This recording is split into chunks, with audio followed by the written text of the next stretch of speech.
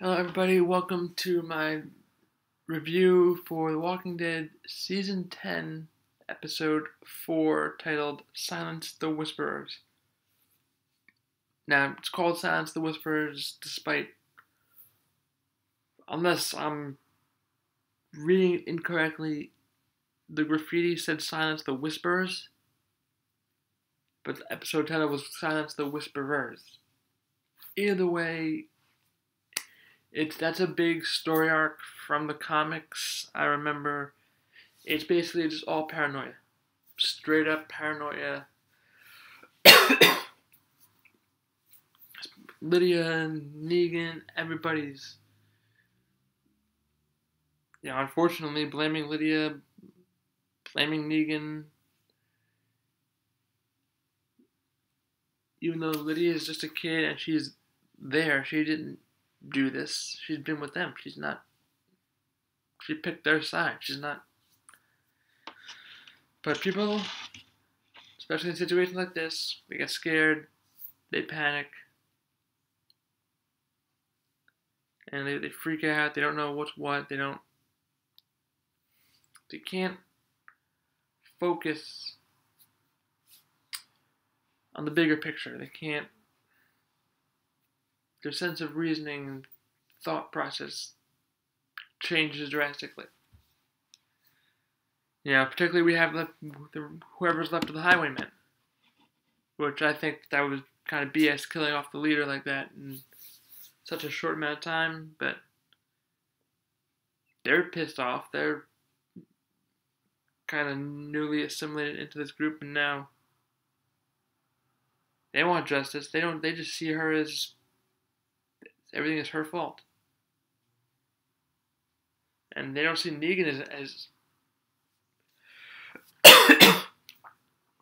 excuse me, they don't see Negan as a Mr. Goody Two Shoes. They just think he's a bad guy who needs to go.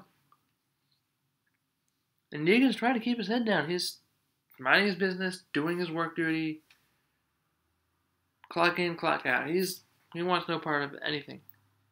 He does stick up for Lydia whenever it's teasing her and mocking her, which I like, but excuse me, sorry.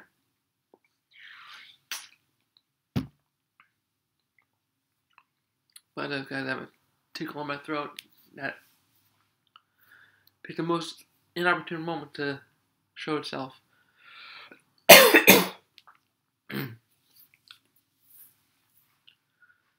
But this was a good episode. I felt like it went by very fast. It was kind of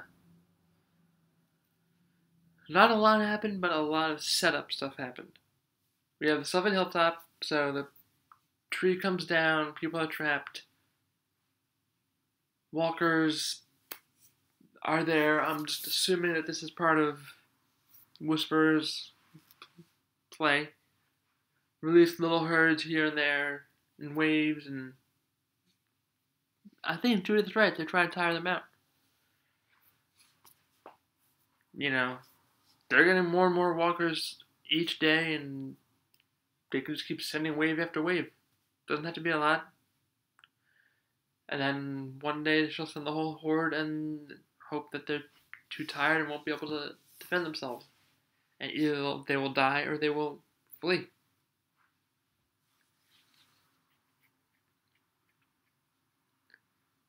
Now, I think Ezekiel's going to die trying to defend Hilltop. Already we see he's distraught over his failures, saying he failed the kingdom, Shiva, Ben, Henry.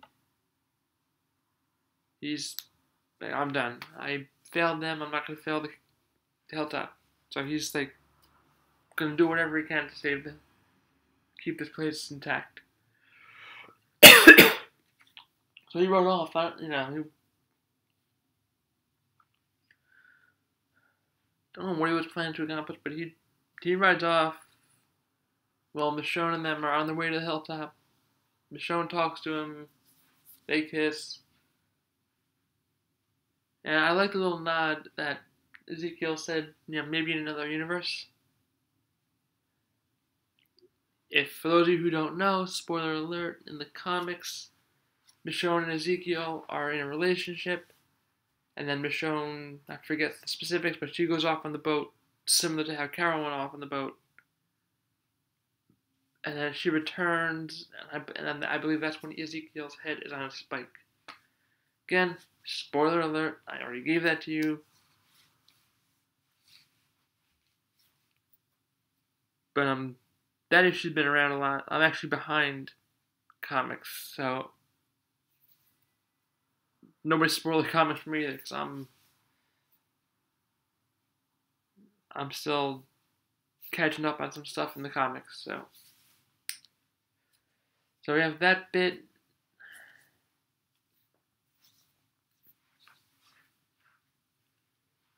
We have some intimate stuff with Magna and Yumiko.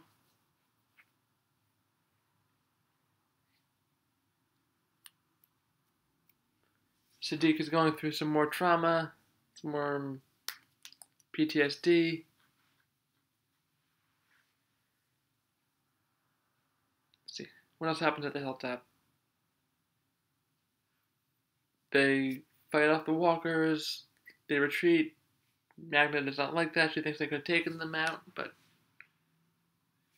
Yumiko, they made the call to fall back, make a strategic retreat. Magna's furious, like, why would you do that?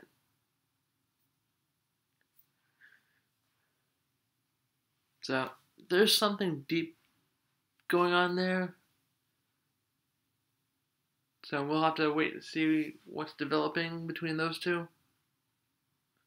They seem good. Like, doesn't seem like there's really issues between them, but we shall see as they dig deeper. But so they're able to clear the walkers, and they get a message from Oceanside that that they think that some whisperers were watching them close by to where that mask washed up. So Michonne takes a group.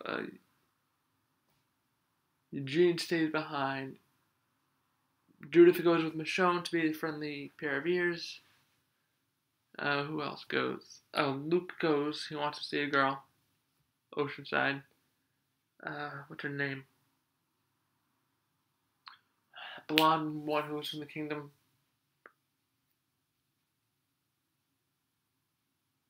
Yeah, I forget her name. That check right. But so they're gonna go check that out.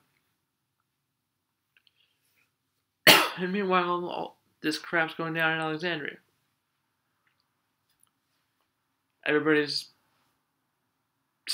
spray painting graffiti to silence the whisperers all over the place, mocking Lydia. And then she goes back at them by skinning a squirrel, whatever, and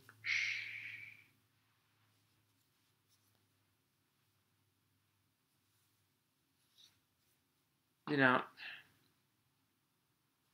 she's like trying to fit in, but she keeps on just able to keep on pushing her buttons. You know, it's a classic bully scenario. They're trying to get a reaction out of her, but clearly it's working. That night, they jump her, and Negan throws him off her, and she ends up dying. Saves her. Now everybody wants to put Negan down. The council is meeting. Some think he hasn't been redeemed. Daryl informs Michonne. Michonne wants him to be the vote. Daryl believes Lydia that Negan did save her, which we all know he did. The two boys are lying, clearly. Very bad liars, evidently.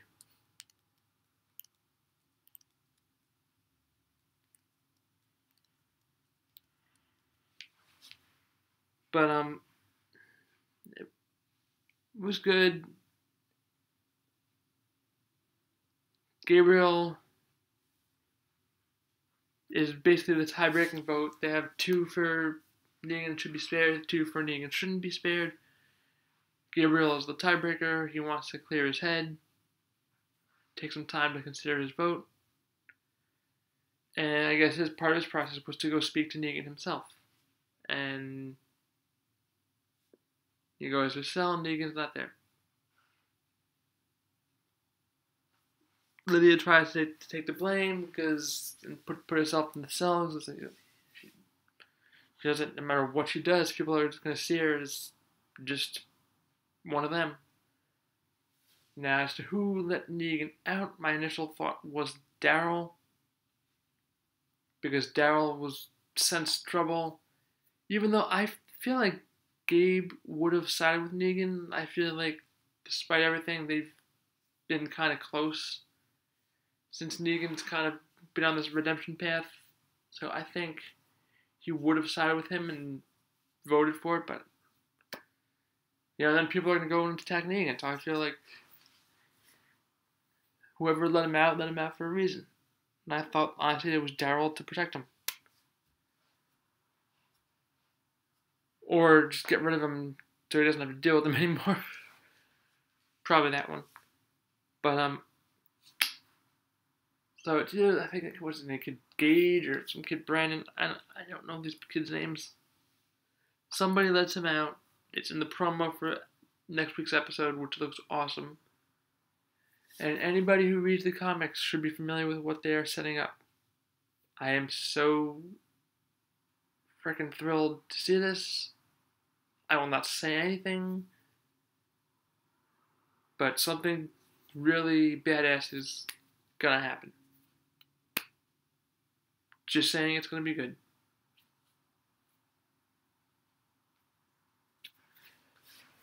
But, in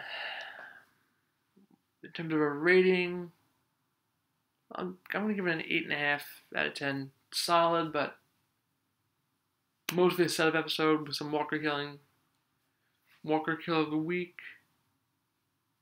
I'll give it to Judith. Not really many Walker kills. Judith is just kind of there stabbing up them. Top 5 moments. 5. Michonne and Ezekiel. 4. Securing the hilltop. 3.